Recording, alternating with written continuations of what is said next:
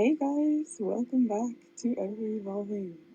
It's been a while, and this episode is definitely a little bit different from the usual because I'm joined by Katie Holland, who is currently stationed in Egypt, and Anastacia Verrall, who at the time of this recording is stationed in my house in Cork. It's really exciting.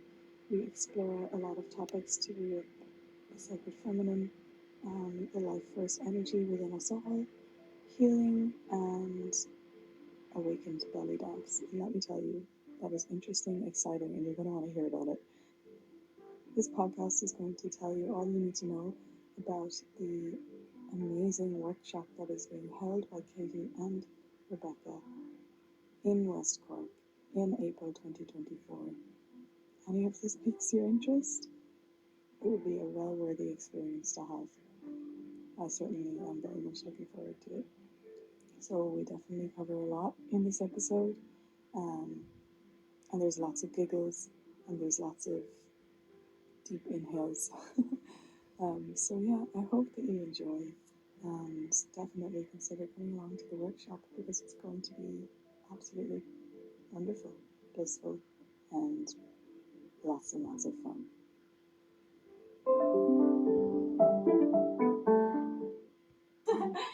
Hello, people of Earth. I hope that wherever and whenever this finds you, that it finds you well. My name is Eimear. I am your host, and this is Ever Evolving, the podcast. Today is a very special episode because it is not just me chatting away on my own. Today I am joined by two extraordinarily powerful women, both of Irish descent, both doing some wonderful work on this planet Earth, healing themselves and holding space for others to do the same. Today I am joined by the wonderful and elegant Rebecca Anastacia Verrall and the ethereal dancing queen Katie Holland. Hello, guys. I love that intro. Thank you, guys. So I'm just going to let the listeners know a little bit about what this episode is going to cover. Rebecca and Katie are co-hosting a women's retreat in West Cork this April 2024 that sounds set to be a revitalizing and transformative few days working with the divine feminine that is within each and every one of us. And I say working, and it is work, but it sounds like it's going to be really fun because, as I mentioned, Katie is a dancing queen, and I was not exaggerating.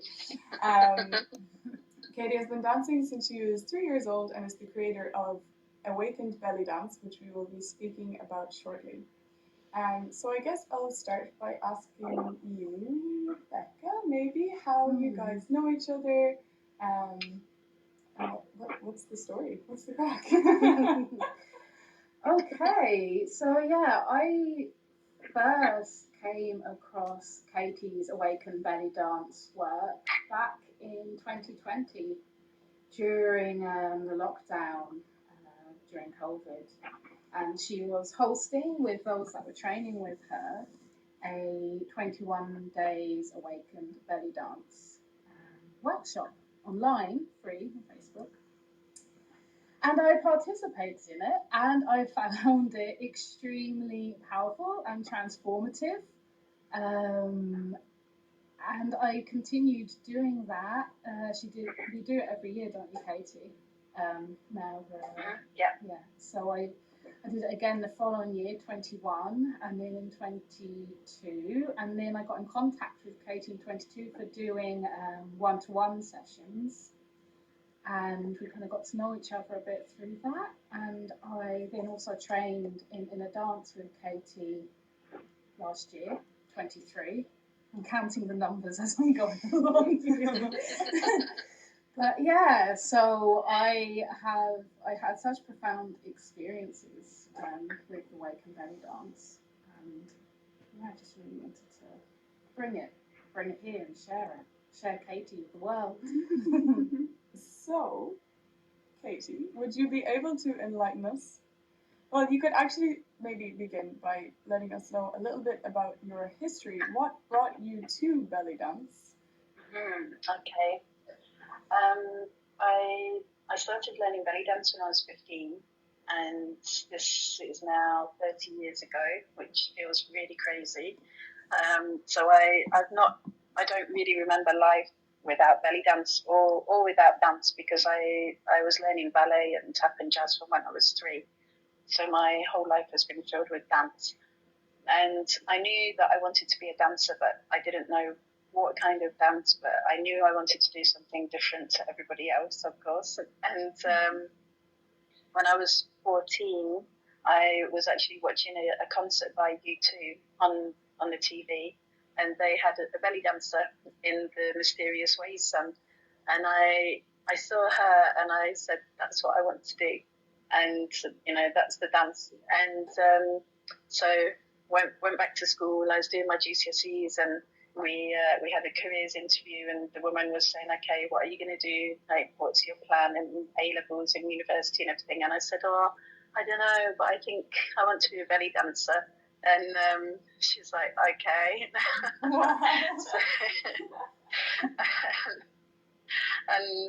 So I said, probably go to art college, and I want to find a belly dance teacher and become professional. And so she was actually brilliant and really supported me and tried to help me find a teacher. And it took me about a year, and I started learning and just really dedicated myself to the art form that belly dance is. And I'd have this kind of feeling that I'm telling you the story in a very non-linear way, so it's kind of going to jump a little bit. Story of my life. Let me. Yeah. I'm kind of about to say, then I'm like, oh, hang on, I've done it already. So when I was 7 on a school trip, we went to a museum, and there was an exhibition about ancient Egypt. So when I saw the pictures of hieroglyphs and the positions that the women were in, I didn't know, obviously, at that point, that they're very similar to the arm positions that I used in belly dance. So I saw them, and I had this feeling that these arm positions mean something, and I didn't know where that came from or what. And of course, my teacher couldn't tell me, and this really stuck with me. So when I started to learn belly dance, sort of 7-8 years later, I would ask teachers and say, well, what does it mean? There must be a meaning. And everyone said, no, we're just dancing. These are the techniques and this is the choreography. But there was always something in me that was looking for the meaning of that. And I understood that more years later again when I lived in India, and I was studying Bharatanatyam, which is one of the classical Indian dance forms, where every movement and every hand gesture or position does have a meaning. So in the middle of all of that, when I was 27, just as we were just saying about Pluto going out of Capricorn today, as we record this, it was the time that Pluto went into Capricorn, and I'm a Capricorn. I had a huge Kundalini kind of explosion experience, and I was unconscious. And when I kind of came back to awakening again, I heard a very clear message that told me you have to create a therapy with belly dance, and if you don't do it, you're going to die. And I can say that, I guess, it's very what? Direct. It's a pretty clear message. Yeah, and I mean, it was really, now I can say it a bit more flippantly. For years, I couldn't say it without feeling like I'm going to kind of collapse again. But that was literally all that I heard. And I was lying on the floor and I thought, what? Because at this point I was completely immersed in the showbiz world in India. I lived in India for 9 years, and I was dancing professionally, and I was just in like the celebrity world, really, which was also very difficult for somebody who's very sensitive and empathic. So I kind of had this sort of a foot in both sides, I guess. And along with that, again, kind of circling round, when I finished art college, I studied massage and Reiki. So the holistic therapies and the kind of dance that was developing was going alongside each other. But I'd never really thought that I could bring it together. I saw it as quite separate parts of me. And when I had this Kundalini experience, it was not only the Pluto it was also the beginning of my Saturn return. It was like everything just went bang. Yeah. And so I thought, well, I have to find a way. And then I started to remember all of these feelings I'd had, or these ideas that, does it mean something, and do the positions mean something? And I started to kind of find connections, and then what began as a very arduous 8 years, which was the time it took me to be able to really launch what was Awakened Bellydance into the world. So it was 8 years of, I guess, a very big dark night of the soul, but also of revelations as well, and a lot of studying, and I learned Sufi whirling in that time, and studied the Gurdjieff movements and Osho dynamic meditation, and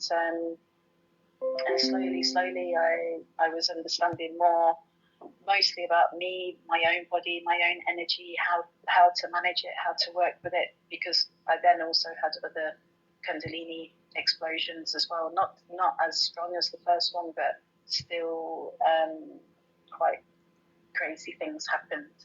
And and then I got to the point of, okay, well, this is Awakened Bellydance, and that was now I guess 9 years ago this year, 8-9 years. So wow. And yeah. Can I ask you, Katie, just for people listening who may not know what Kundalini is, would you be able to give a little description on that? Yeah, it's basically our life essence, or what is us. It's the light that's inside of us, and if we didn't have it, then we wouldn't be alive in a body. It's like that spark within, and lots of people that talk about Kundalini or teach about it, they speak as that it's something that we need to activate, and that we need to kind of work towards, like grasping. But I think of it more as that it is always and already alive and active in us, because we're alive in what we think of as being alive. So it's here, but what gets in the way of fully integrating it is all our fears and traumas, and maybe ancestral, like the epigenetic experiences that we hold, and it's all of these things, and like our patterns and mind control from society.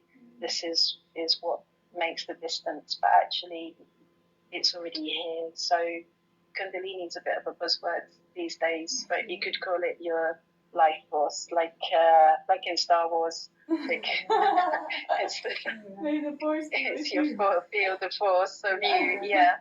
It almost feels more sort of encompassing using life force as well than the word Kundalini, doesn't it? I feel sometimes that feels limited or restrictive because it's used from a teaching, that word. It comes from a teaching. Yeah, and there's also lots of thinking, which also it's what I've been researching the last 5-8 years about, with Kundalini and with the chakras, and about this idea of implant overlays, and Kundalini as a entity.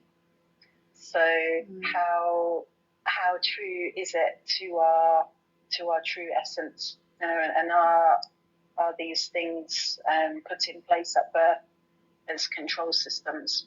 And what's really our true essence? Kundalini is an entity, meaning you're kind of putting a word, you're giving it a separation kind of thing? Yeah, so I think of there's our pure essence, our life force, and then over the top of this, and the same with the chakras, and with also in lots of different ways, there can be these implanted overlays or control systems, which is probably another podcast in itself. But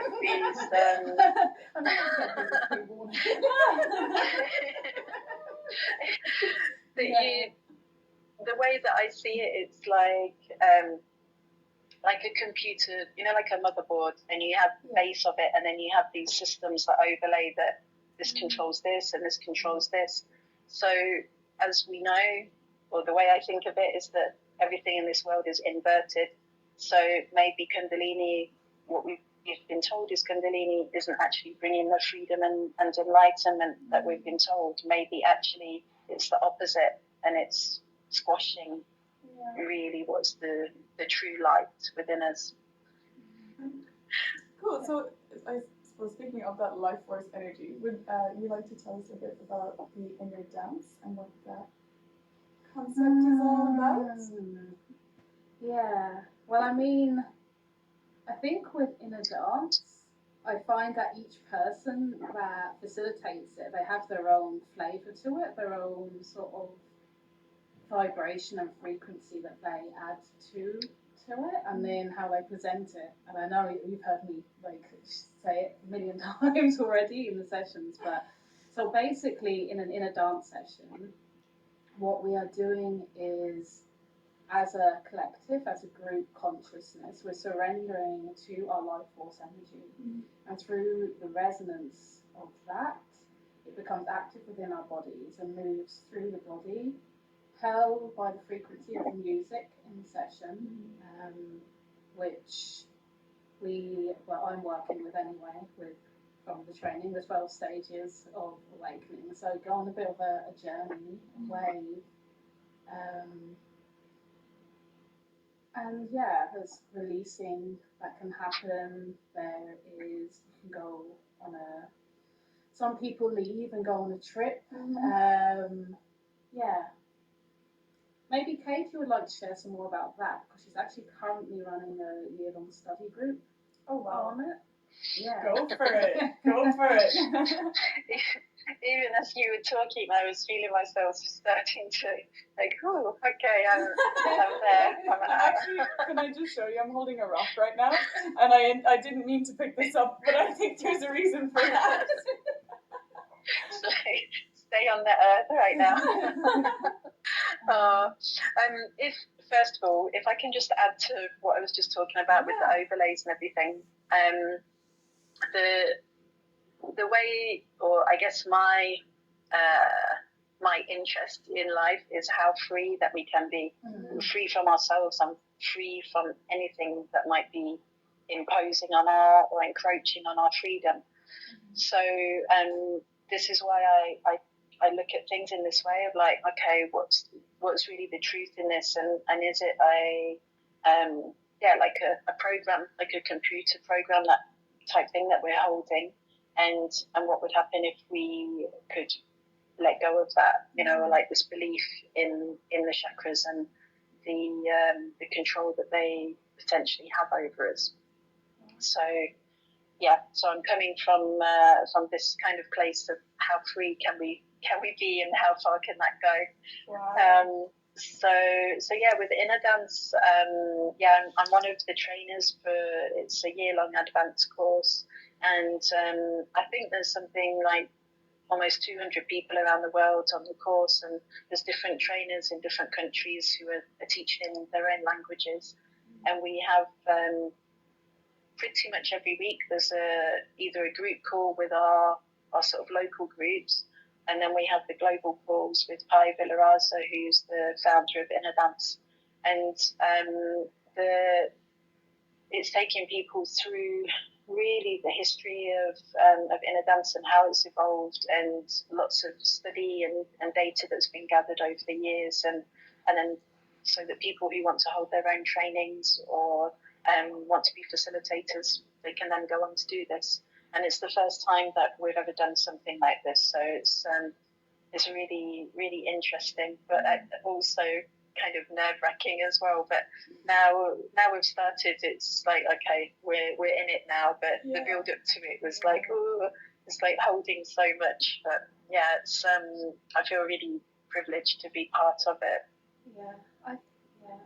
There's just something there that's coming to me in relation to the inner dance and that connecting into the life force energy and the control mechanisms, and sort of bringing it down to like a general day-to-day control mechanisms that we have within ourselves of what's right, what's wrong, what's good and what's bad. and when we're connecting into that energy and allowing that energy to move as like our purest authentic self. And so it's like when it meets those stories within you that have, you could say, programmed or conditioned you to believe something about yourself, it meets that, and it, I don't know how to say it, but the frequency of it is like clearing it, isn't it? The energy of it is releasing it out. It definitely, it does the clearing. When you were talking about it, I was going to say, like, it just burns it away. I don't know, like, whatever the life force energy is made of. It feels like fire. Because with my own experience of inner dance, I've been to your sessions, which have been so life changing. And I was only kind of reflecting on it yesterday. That even the way I carry myself through the day, because I would have had a lot of mental illness as a teenager, and then having a lot of like self-conscious thoughts and self-deprecating thoughts and criticism, and just like lots and lots of layers of that, like on its own. And then thinking about my first ever inner dance session where I felt like I couldn't move. There was that feeling of I was still in my head, and I wasn't able to surrender, and I wasn't able to release anything. But something shifted because I went back again, and then there was a bit more freedom, and now it just seems that I go into the space, and because you hold such a lovely, safe space, I find it really easy to just lay down and to just absolutely surrender. And the way that it is translated into my life is just this sense of this new drive almost, and it's coming from a more pure place, and it's different from this kind of like egoic drive that like could be present, and just egoic not even meaning an inflated ego. My ego was, or like my sense of self was pretty low. So not having that in the driving seat, it just feels like there's something lighter that is moving. It's like it's not from the brain, it's not the mind that's making decisions. It's more the heart, and it's more, it's way less about the mind. I think that's what it has done for me a lot as well, is that not having the mind as the master, not having the mind at the helm. And it's just incredible. Yeah, it's very powerful work, and as I said, it's for me and for a lot of people, for most people, it's all about the space that is held, and just having that safe space where it's safe to surrender and move and screech and and sing and giggle. The giggling is wonderful. But yeah, I've often come like straight after work or something, and or going through a heartbreak, and you think that you're going to just fall down crying, and I end up giggling for like an hour and a half. But yeah, it really is, that practice of surrender is so powerful. And it's that inner trust, your trust in yourself as well. You know, the trust in that, the sacred and the divine, and the authentic truth.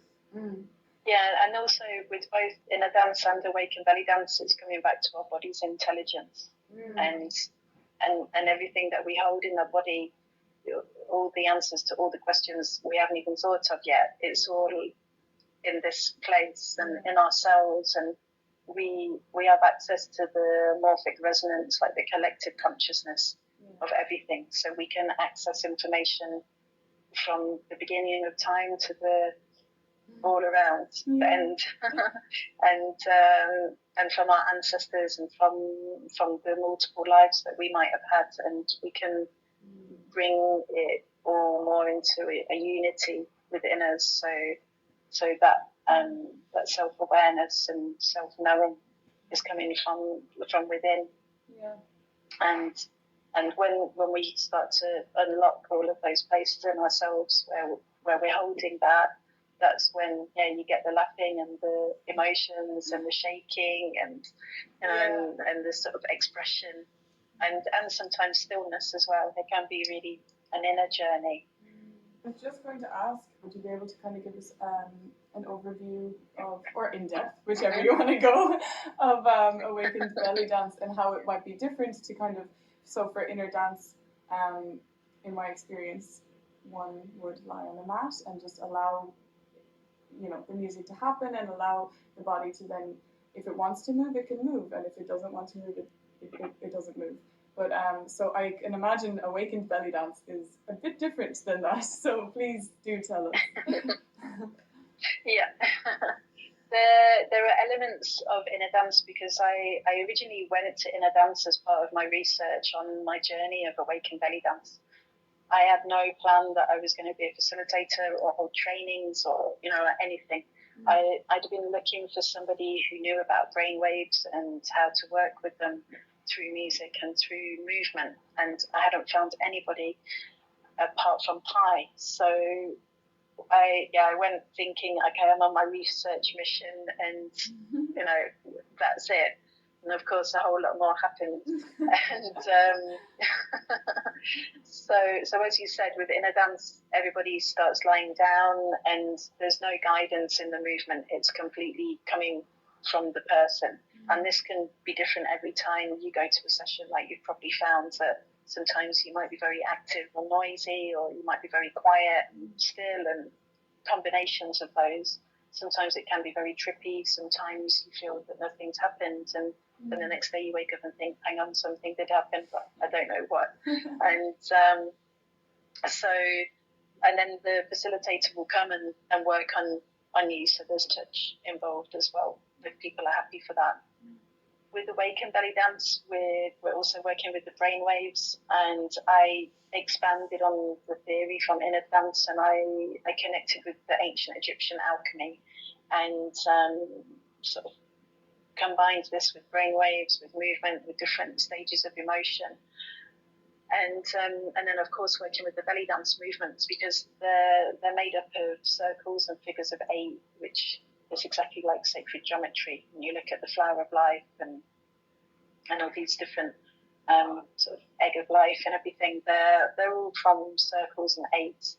And I realised that we, in a similar way to Qigong or Tai Chi, that we can cultivate energy within our body through the belly dance movements. And so it's more guided, and there's more work as a group, dancing as a group, sometimes in partners, sometimes solo. And then there'll be moments where there's free movement as well. So there's I guess you could say more guidance with Awakened Bellydance, and more kind of themes that come up that are specific to what's happening with the group at that time. Whereas in a dance, it's kept quite open, and still themes show up, but there's like, say with Awakened Bellydance, we might look at something like a rites of passage for menstruation, or working with the heart, and sort of self-love and compassion, and how to bring that into our sensual self. So there's more themes, I suppose you could say it that way.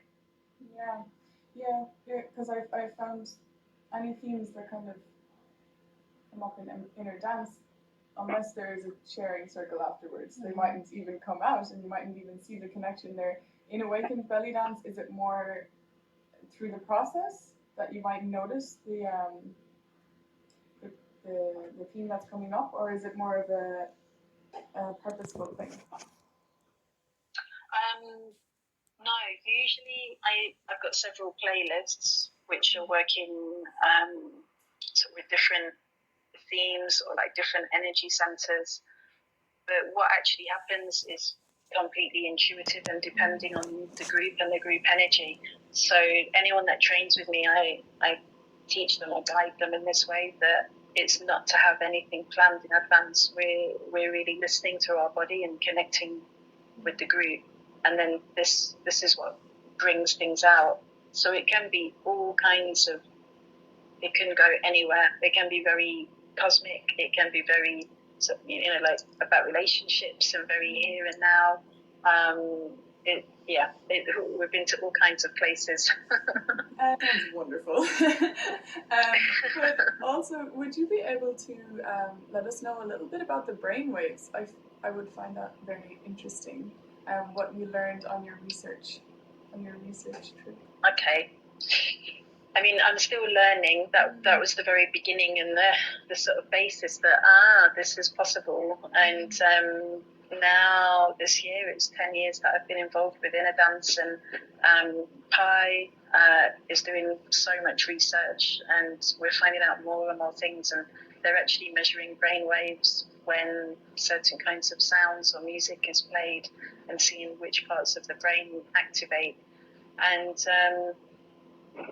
I suppose I'm much more on the intuitive side than the scientific side, and I have that as my basis. But where the way that I work, and even with inner dance, I don't have set playlists. I do it all on the spot, depending on the group, because I go with where the energy is guiding me.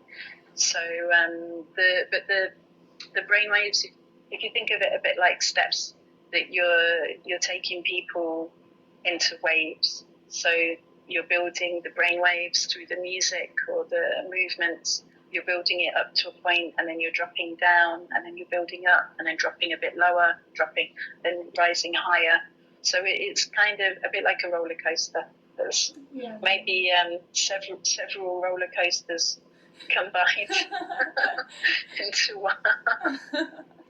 But what's just coming to me there, because I'm thinking about the Hackles and Tom Kenyon, and thinking again of how this is from the Egyptian, looking back, tying into that with the music and the sound waves used for many things, but healing is one of them. But actually, have you done some? I assume you have, but you must have some information actually in relation to in Egyptian times, and they use sort of sound and instruments. I know you've got your little thingy. System. Yeah, and she's quite big. This is an audible podcast.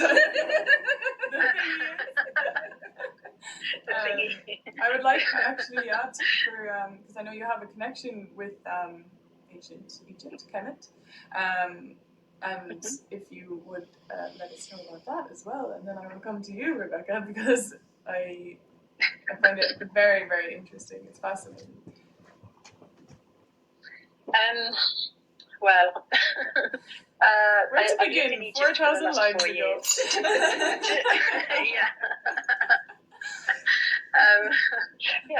I've been living in Egypt for 4 years now, and or 3 or 4 years, and I've been working with the Blue Lotus since 2020 as well. So this was from the ancient times in Egypt, and it was used in the dream temples for rituals, which would have also included music and dance.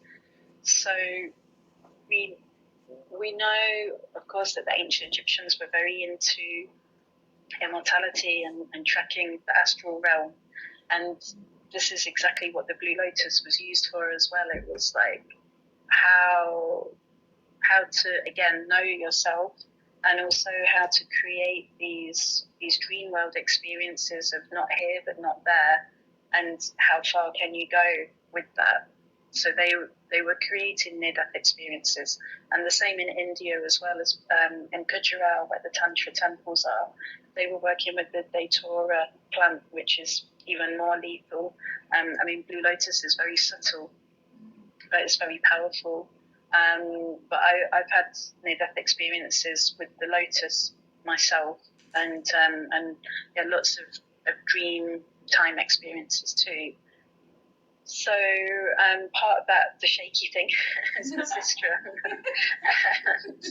and then the frame drum as well, which you can see especially in Dendera and Abydos temples, which are a few hours from Luxor. And this was part of taking people into trance states. And also there was a necklace called the Menat as well, and this was also used like a shaker.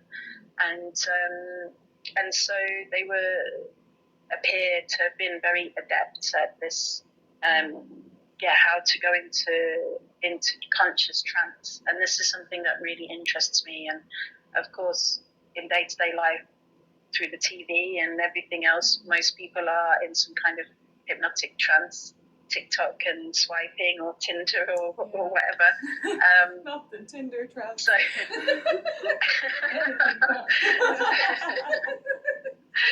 so it's like, yeah, like how many levels of trance are we in, even without knowing it or without trying to be. So Anastacia and Awakened Bellydance, it's also allowing us to be in these conscious trance states where we can explore. And I feel that these ancient societies, they were doing the same thing in their way that they found, whether it was through plant medicine or mushrooms and music as well. But what also really interested me was at that time that I found in a dance, lots and lots of people I knew were going to ayahuasca ceremonies, and I felt like I want to have this experience, but I don't want to put something in my body. And then when I found out about inner dance, that was exactly what the woman said to me, because we were talking about ayahuasca, and I told her that, and she said, well, maybe you could. And this was what really, as well as my research, this was what drew me. It was like, how can I really kind of access my own natural DMT and what might come from that, and then how can we live in constant connection with the DMT?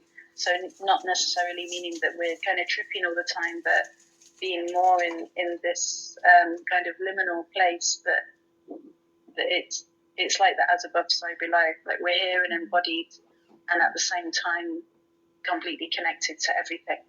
And this is what I like, and to also support others to find this. Yeah, it's like that integration. So it's the integration of what's the other, the astral and the kind of wholeness. Rather than escape and being out in the woo woo world. Like how because growing up I was having lots and lots of psychic experiences, and after going to that museum, as you asked me about Egypt, it was like something opened up in me, and I started to have a lot of memory recall about ancient Egypt and other lifetimes, and I was really exposed to lots of things, good and not so good, and I didn't know how to manage it or how to shut it down. So that was a big journey for me, but at the same time, a huge learning as well. And also the biggest part of that was how to stay in my body and not fly off every second, or not want to escape. So how to really be here and be embodied in my work and offer that as a safe place. Yeah. What age were you, Katie, when you went to the museum, did you say? 7. Wow, that is a lot for a 7-year-old to then begin to have those experiences. Did somebody teach you how to remain grounded? I had some very patient teachers. I'd say probably from when I was 18, the massage course that I mentioned, that was the first person that said it to me like a slap in the face. Like, you have to stay in your body, else you're just not going to get anything done that you're telling me of all these dreams that you have. And then, my Reiki teacher and shamanic dance teacher. So I think it probably took me a good 12 years to really sort of stop fighting it and just to accept that it's okay and that my body is a safe place to be. Because when I was a child, also younger than 7, I didn't remember it at that point. It was only when I got older, but I had a lot of ET abduction type experiences. Wow. So for me, it wasn't. I didn't feel safe, whether it was when I was asleep or when I was awake, because I was seeing and experiencing things either way. So it wasn't really clear to me about what's waking life and what's sleeping life. And so this has been a huge something. Wow. Wow. Cool. So you have a connection with the all ancient Egypt as well. Yeah.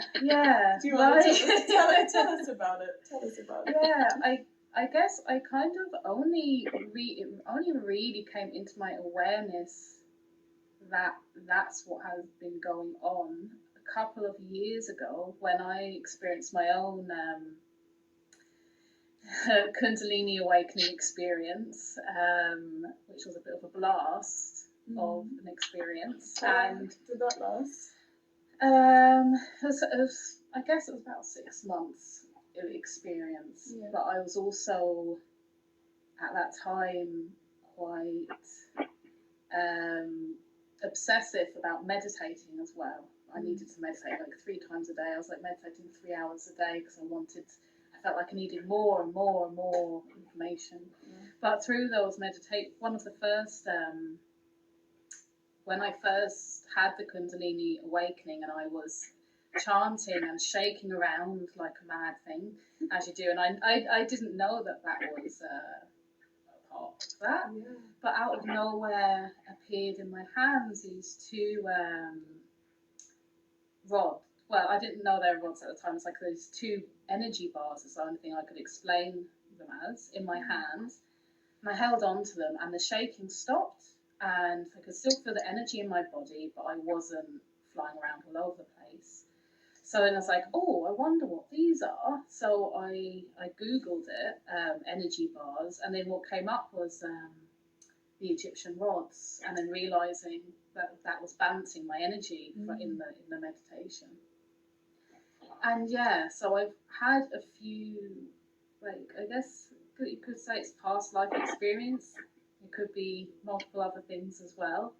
Another thing I found quite interesting is, like, I had a session there last year with someone who's quite experienced, 20, 30 years doing laying of the hands, and there was some past life stuff came up about Egypt, and with being in basically a soul retrieval, coming out of, I was in a tomb or in my sarcophagus, and I needed my organs placed back in me so I could, or my spirit could fly up to heaven and come back and integrate with my soul. But it was interesting when he said that, it kind of made sense and why I liked being surrounded by gold. When I was a teenager, I got gold, had gold walls around my bed. And then when I was like, it was like a £1 roll of gold wallpaper on sale, because who uses gold wallpaper? And then, when I was doing my art therapy training, actually, in that house, they asked, what colour wallpaper do you want? And I actually just said, maybe something kind of light and yellowish. And I remember then telling my housemate, I used to have gold walls. And then they ended up buying gold wallpaper without me saying it to them. Wow. And so I had gold wallpaper for 3 years, and I was living in the house surrounded around my bed. Nice. Yeah. Wow. And to feel safe, my protection was to imagine that I was in like a gold chains. And I was like, that's because a part of me was still there. That's why, and I was recreating it around me, because. But now that's integrated, maybe there'll be. Now my walls are blue. But also, there's a lot, I guess, that could be said about it. But that's just, my sort of. Yeah. The retreat being called Kemet Era, it makes sense that the 2 of you would have lots of connection with Egypt. I'm very curious about Sufi whirling. Okay. If that's, Yeah. you know, I know that wasn't very organic, but it's it's here, it's in my mind. I can see the whirling dervishes. If you would, please let us in on that. I guess that's a sacred dance. Does it work in the same way as inner dance and awakened belly dance? Yes, I feel that I've had equally powerful experiences in all of them, and it's different ways to access. I mean, in Awakened Belly Dance, we also work with whirling as well, usually in the sessions, and it comes from the Sufis as a connection to Allah, or connection to the divine, and also a huge expansion of the heart. And again, it comes back to the as above, so below, that the arms are up connecting to the cosmos or to Allah, and the feet are connected to the earth. And I've studied it from a completely freestyle perspective, no focus on technique, and you just turn however you want to. And then I've also been at the other end of the spectrum, which was my most recent teacher, and that was in 2020 in Turkey. And I spent 6 weeks learning in a cave underground, and this was in the Mevlana tradition, and his lineage goes back to Rumi. So I was really, really lucky, because usually they don't teach women, and especially Western women. And in his line, I think from what I understood, I'm the first woman that's been sort of allowed. Wow. And so yeah, it was. I mean, obviously there's lots and lots of lineages, but with this particular teacher and his line, and so then I learned from a very structured way, and more like you would see on the TV, or when they're in the white dresses and everything, and it's very in a particular shape. So yeah, I spent, I think, 3 weeks of that 6 weeks holding a curtain rail, so that, to get used to. Is that for balance, or is that to keep your posture? Yeah, everything, and to keep your arms up. Yeah, and my arms would slip, and he had his stick, and he'd poke it and be like, "Come on, up," and I was like, "Oh God." Whoa. So, yeah, but again, with the whirling, I've had out of body experiences. I've had visions. I've had kind of quantum life recall. I feel it. Like, there's obviously so many different modalities, and with what came from ancient times, depending on the culture and maybe what their focus was, they have different gateways to access. But really, it's all coming back to the true connection with the self, and the soul and the spirit being free. And I wanted to add to what Rebecca said about with your meditating, and obviously you were very focused. And when I had that first kind of crazy explosion, I was brushing my teeth, and I had been doing nothing to try and make anything happen. It was like, I didn't even know what had happened for about 8 months. I was literally going to bed, and I was in Kathmandu brushing my teeth, and it was like, bam, okay, you're going to die if you don't do this. I was like, what the fuck? That's so unprovoked. Oh my God. I feel like I'm supposed to be here today. It's like that kind of. Yeah. Oh wow. Yeah, and it's always happened for me in really random things. Another time I was in the check-in queue in Delhi airport, flying back to England after doing a retreat. Again, boom. Another time I was lying in the garden when I was living in Bali. It's just lying happily looking at the birds in the sky. It's don't get too comfortable, apparently. Yeah. So in that way, I've been lucky, but also it's been quite a shock and quite intense on my body, because after it happened the first time, and I I started to understand it. I then recognised it the other times, but it was still, it's very intense on your nervous system when it happens in that way. And I know, like, Rebecca has felt that as well.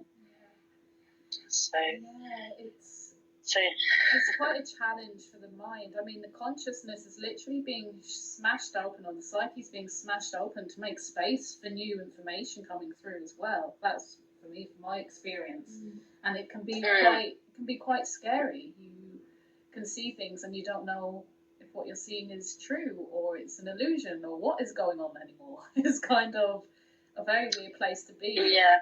And you've mentioned before as well about the loss of memory, and I'm kind of, when I say I'm feeling more fully myself, I think it's because I lost some memories or from the unlearning, and I feel like more of that's coming back to me now, or after relearning things. It's like, oh, it's nice to be back. And then it's like, oh, I also can feel one on the way. Yeah, I think it's almost like space gets created so that you can then retain what's actually useful, and it brings, because there's no question about it that when you're working with your really true essence, you have to do the shadow work, and when you're really looking at this and fully healing and integrating those shadows, it's then this battle within us, whether it's space for memories and being overloaded, or space for really being in our truth, it then all stops, because you're kind of gathering yourself back together and then choosing, well, who am I, and who am I today, who am I next week, and nothing's fixed. That pressure can be off of having to be in a box and pleasing everybody else, because you can choose who you want to be in every second of the day. Something's going to be shifting because you're shifting. Yeah. I noticed that when Katie said shadow work, we both went,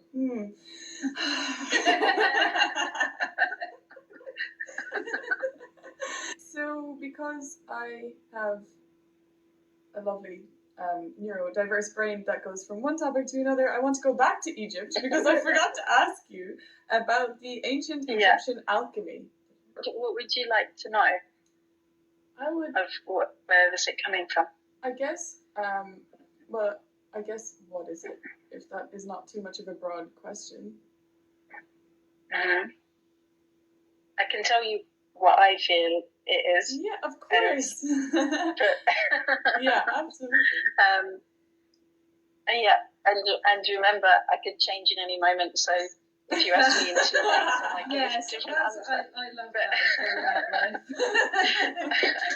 Commit to nothing. But as I feel in this moment, it's always coming back to the as above, so below, and this integration, like the really deep integration of every single part of it, and that's when you get the true alchemy. That it's like, now I'm getting this image of a kind of spinning helix, whirling, like DNA kind of thing, that we're then creating like a vortex of light within us that is really our power, and that propels us forward. And and this alchemy, it's holding all the potential of who we can be. And you mentioned Bruce Lipton before, and I'm a huge fan. And I guess with the alchemy and that, and the epigenetics, so that, like, the way we are connected to our ancestors and our mothers, and like all of it. Through the dance, no matter what modality of dance. It's my understanding that that's what we're kind of alchemizing. Yeah, I mean, from the Middle Ages, when they talked about alchemy, there was this obsession about how to create gold, like gold as a physical object, and of course to then be rich.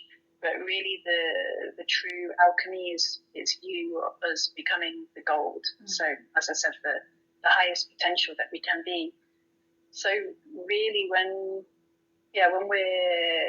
we're listening and following this intelligence of our body, it's giving us access to whether it's our own traumas that we've experienced, and of course it doesn't always have to be trauma. It can be lots of joy as well, and also epigenetically, it can be the experiences and the gifts that our ancestors held, because of course there's so much knowledge that's in the bloodline, and that's also within ourselves. So we can have full access to this, and it just depends on the person, because of course it's not all going to happen at once. It's like layers that you might have a certain focus with one thing or another.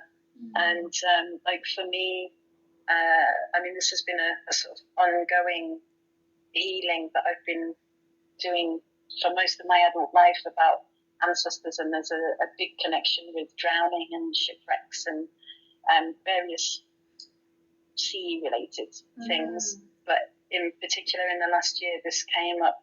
It was like I got really to the core of it, but it's taken me maybe 25 years to do that I've been chipping away. And it's something that's really like one of the root layers of epigenetic trauma that I had been holding in my body. So it can be things like this where you feel like, God, it's just on and on and on, and you uncover something else and something else. But then also it's a bit like a magical mystery tour of, okay, where and then nothing might happen for a couple of years, and then suddenly bum bum bum again. But then other things, it can come in instantaneously. So it depends on the person and how deeply rooted it is. But definitely what I've seen working with people as well is so much transformation can happen when ancestral anything, trauma, or whether it's an acceptance of gifts, like I say, or of the wisdom, when this is integrated more, then people's lives can really change. Yeah. I think it's important to say as well that it's that person changing their own lives, and that it's not a yes. It's this space is held by somebody, like either one of you people who are wonderful and trustworthy and create a safe space, but it is that person in their sovereignty. Sovereignty. We were speaking about that word yesterday. But yeah, I think it's important to note that as well, that like everybody has the power, the healing power, to heal themselves. And it is hard work, but when you get to do it by sharing a space with like lovely people and moving your body and stuff like that, it becomes play. And I think that's really important as well to put emphasis on that the hard work coexists with the play. Yeah, something that's coming up for me there as well is when it comes to the healing is recognizing that we all innately, our bodies are constantly healing themselves. The cells are constantly healing themselves. The psyche is constantly, it's actually more to do, I feel anyway, with releasing what blocks that, what's preventing that from happening. So the stories that we tell ourselves, the disbelief that we have the ability to be healthy, or the disbelief that we deserve something, is releasing that, and that allows the healing to happen. I think sometimes when people hear you have the power to heal yourself, they think they need to go and then train in Reiki or something and then lay hands on themselves and that's how you do it. That healing is done to you, but it's not. Healing is always happening. It's actually clearing what blocks it, and it's just like that goes across in all things, like in nature and the earth as well. She's always healing herself in a constant state of that. It's not only, but it's density and blocks and belief constructs and all the rest of it blocking that its path. I just feel that makes it a little bit easier to understand that you don't have to do anything to heal yourself. That's happening already. We have the adding to that as well, that what I've seen time and time again, what that block or that resistance comes back to is the people's fear of their own power.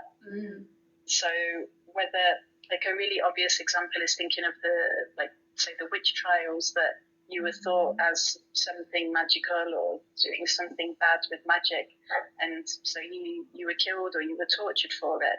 And again, these kind of things stay in the bloodline because maybe that person vowed to never do that again, or to shut down this divine connection to the bloodline. So then nobody has access to it. And although we might not be consciously aware of these kind of soul contracts that are made, they stay because it's energy, and energy is always here. So often people have this fear that unconsciously, that if I show myself, if I show my power, then potentially I'm going to die. And which of course is something that is scary. And so what we're doing in these processes is really taking people through a deathing process of themselves. And as Rebecca said before, it's like everything is breaking down, deconstructing, so that we're supporting people to let go of that fear of what we think death is, so that we can live more fully in a spiritual deathing. And through that, really coming back again, just like again and again, coming back to our personal alchemy and who we are. So, yeah, this being a women's retreat, now that you've brought up the witch trials, it does bring my awareness to the womb, and that's a part of the retreat. There will be yoni steaming, which I personally am super excited for. But I guess not all bad things, but particularly trauma that might be there in the womb from your bloodline, and the ways in which the womb, claiming back our power of the womb, and the ways that it's misused. Maybe there's hooks there, but maybe there's ancestral trauma there and other things like that. What's your thoughts and words on that? And really the potential is endless. There's so much creative power.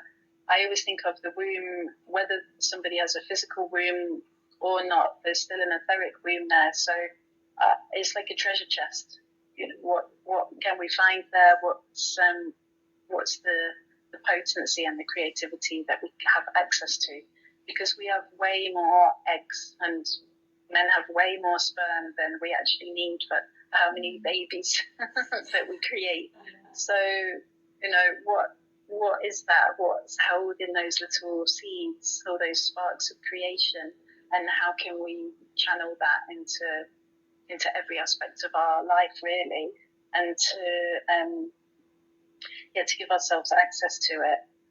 So it's like the womb is a chalice, treasure chest that's holding the gold. Yeah, it's like, it holds all information, doesn't it, from the beginning of time, or pre-beginning of time, because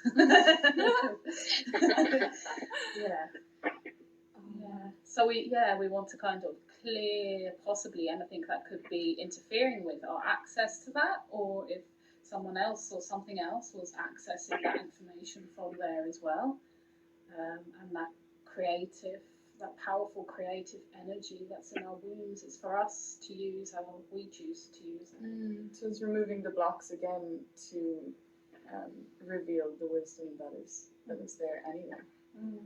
That we just may not have access to. And also, say from sexual partners, any energy or energetic hooks which are still connecting, which of course this can be from 20 years ago or from last week, and it's like people, not only through the womb, it could be any part of us, but people can sort of hook into our energy if we allow it, because it's only if at some level we're given permission. Nobody can ever take your energy, but if maybe you still have feelings for somebody, or maybe, there's something that's still connecting you, then also for them it can be very unconscious. For some people, no, but for most people it's an unconscious thing, that there's this connection between you, that you also might be receiving energy from them. So it's just releasing anything like that that's not yours, and reclaiming your body for yourself. And does that is that something that happens in Awakened Bellydance kind of every time, or could that be one of the themes that comes up, like the womb and we're always working with the womb and the hips, and that kind of theme does come up a lot, because of course people from even current partners as well, there can be unhealthy connections. So this is a theme that comes up probably more than most. Especially, I'm just thinking as well that it's wonderful that this is coming to this land, this island. We have a hard time moving our hips, I'm not gonna lie. We've had Irish dancing, which has been super restrictive. I loved it. I did it for years and years. It's a beautiful type of dance. But I do think, because I'm thinking of my own experience, like I've been, and I know I'm not the only one, but self-conscious about dancing and moving hips and feeling too sexual, when in reality, I love feeling sexual, and just because you feel sexual doesn't mean you're asking for anything, as we all know, but it can be perceived that way, and I guess figuring out a safe way to do that. It's very, I feel as though it's very empowering, the Awakened Bellydance. Yeah, and also that being sensual, it doesn't have to be sexual. Yes, yeah, exactly. Connecting with our sexuality. Yeah.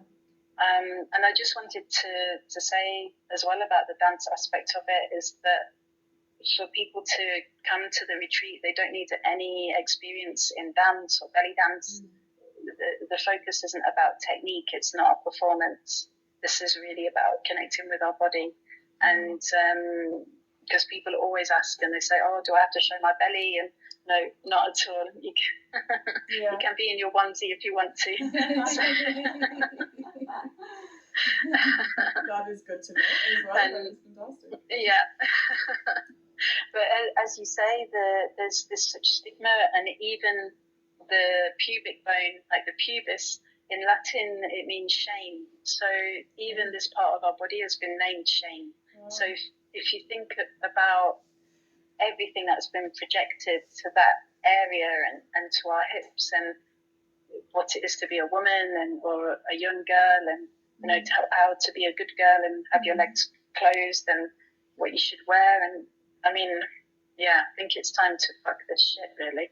Yeah, I love that. I love that expression. I think you're right. I think it is time to fuck this shit.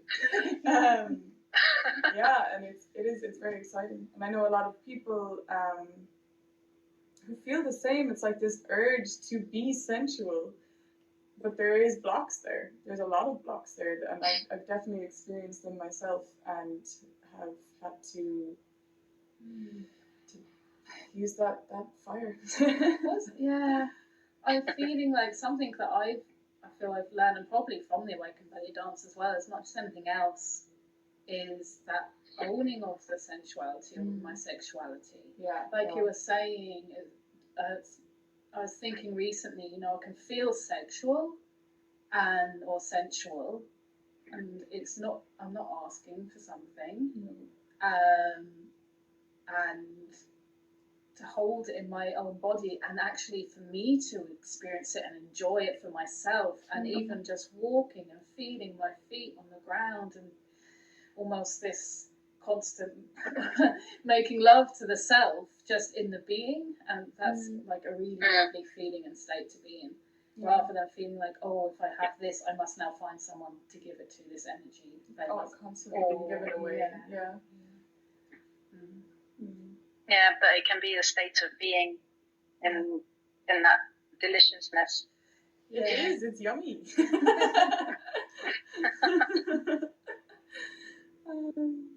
Yeah, and I guess with that as well, the retreat days are kind of divided, connected and divided in the 3 lower chakras. So, would it be is that connected to the sensualness of the dance? I guess instead of being focused on what we think of as chakras, we're looking more at the themes connected to those different areas of the body. Okay. So where we hold our power, our creative power, our kind of more warrior power, and then our foundation with the roots as well, and how this also connects with the upper body and coming through the heart with this. So I wouldn't say we're chakra focused as such, because as I said at the beginning, I'm thinking more, how can we be free of these chakras? And because it's kind of creating like compartments when you think of the way that the chakra system's laid out, and we have everything, as we keep saying, everything is within us. So why do we need these to be compartmentalized? And if this bit behaves, then this bit will activate or open, and then no, but now I need to pacify this bit so that this bit will, and I just think, oh God, it's like enough. Even the way I said it about like the days being divided, I immediately was like, well, no, they're connected, but they're like it creates a separation and division. Yeah, and it's like the fragmentation and a split, and I can't help always thinking about like being aware of not splitting the psyche, and it's like a similar version. It's like splitting the body, and it's when there's that split, there's not the unified or integration within. It's kind of, and it's confusing then, because it's like it could be one part of the body wants one thing, another part wants another thing, and I suppose when we're clearing and unifying that energy field, it's like what on the wholeness of it all is best for the unified self and the unified collective field consciousness as well, living in that more possibly. Fingers crossed.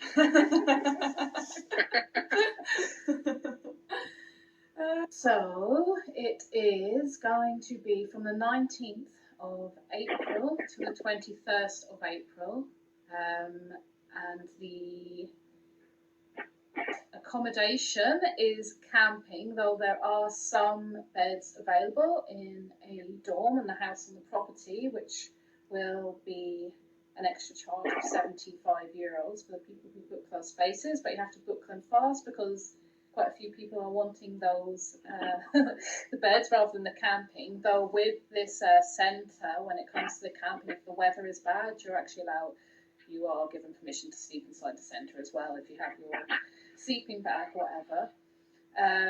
The exchange, or whatever we like to say, for the retreat, it's the early bird price is €395 before the 31st of this month, January. So that's very little time left on that, and then after that it's going to be €444.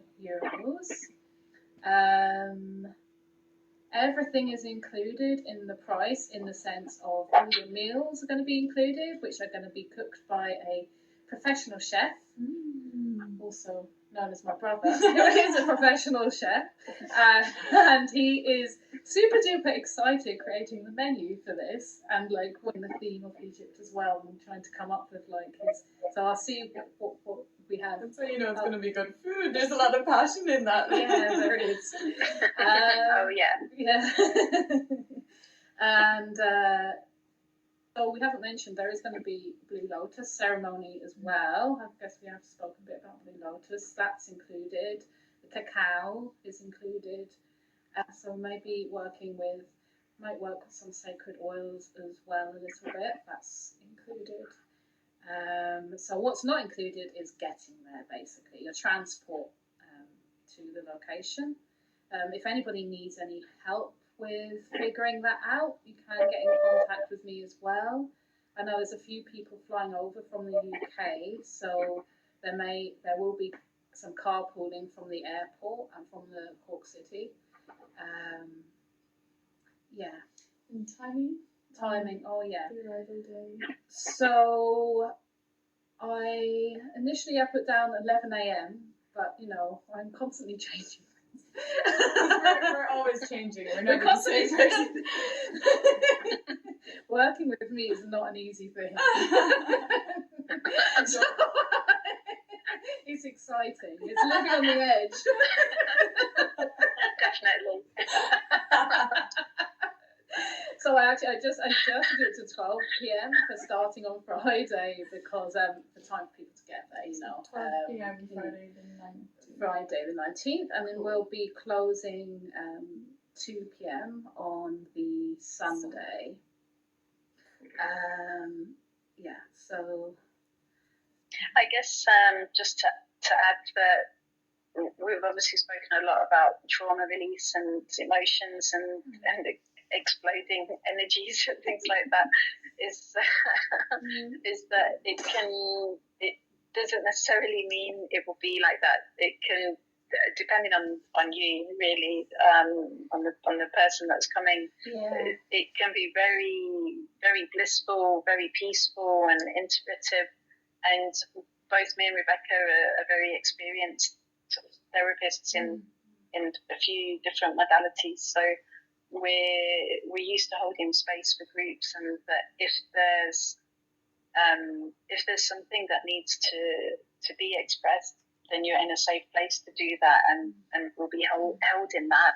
And we'll also make sure that everybody is grounded and safe to leave and go home, and we're not just going to take you into the processes and then throw you out at the end of the retreat and say, okay, go and deal with it. We really want to make sure that this is fun and safe to just come as you are, and let's see what happens. See what adventures we can have. You reminded me of something else there, Katie, as well. Actually, I'm going to be creating a WhatsApp group for everybody that's coming, and we will keep that group then open for 7 days after the retreat as well, so people can, if things are coming up for them for the week after the retreat, that can go into that chat. And then if stuff comes up after that, they can always get in contact with myself or Katie personally. Yeah. It's a wonderful idea. Because aftercare, of course, is super important. So, Yes. Yeah, it's what we do afterwards as well. So that's and even I would. My experience with inner dance as well is you go, and as Katie said earlier, nothing might happen, and then you wake up the next morning, you're like, something happened, I just don't know what it was. And then it constantly it unfolds, and you process and you integrate as you just live your life afterwards. Yeah, which is beautiful. Something else has come up for me, but I feel like it's not in the right places, so you might be editing this part out. Because I could have gone in like about 30 minutes ago or something. I feel like it's important to acknowledge that this isn't transmissions. We're not working with transmitting energy to people or putting something in them. I guess we already said that in a way. This is what it's what they already have within them. Also important to acknowledge, and it was Katie mentioned it once in one of the posts, that it's not about joining any priestess lineage of any sort or anything like that. It's really what's within ourselves and listening to that. Yeah. definitely. We're not calling in any kind of ascended masters or working with symbols or any kind of beings or anything in that way. It's really us and us as the group, and what we can, where we can go with that. If we were to find you both on the interweb, and I will also put contact details in the description. So for myself, it's Chaos and Clarity on Facebook and Instagram, but your best bet is to email me eva.a.therapy@gmail.com or name Katie. Yes. So on social media, if you look for Awakened Bellydance, you're going to find me. There's lots of other podcasts and free sessions on YouTube as well. There's a YouTube channel. And either Katie Holland or Awakened Bellydance. And I have a newsletter as well, and I send out emails each month with all of my activities. And you can join there and also read more about what I do and what Awakened Bellydance is. It's awbdance.com. So it's like shortened Awakened Bellydance. Wonderful. That's fantastic. I think we got everything in that we wanted to speak about. Thank you so much. Thank you guys. Thanks for sharing everything, and thank you for the work that you do. Thank you, Eimear. You're both incredible, and it was such a pleasure to talk to you both. Nice to meet you, Katie, and you've been around. I love you. But yeah, thank you so much, guys. So the retreat in April 19th, West Cork. Get in contact with Rebecca. Perfect. Thank you. Yeah, thanks, guys. Bye. Thank you.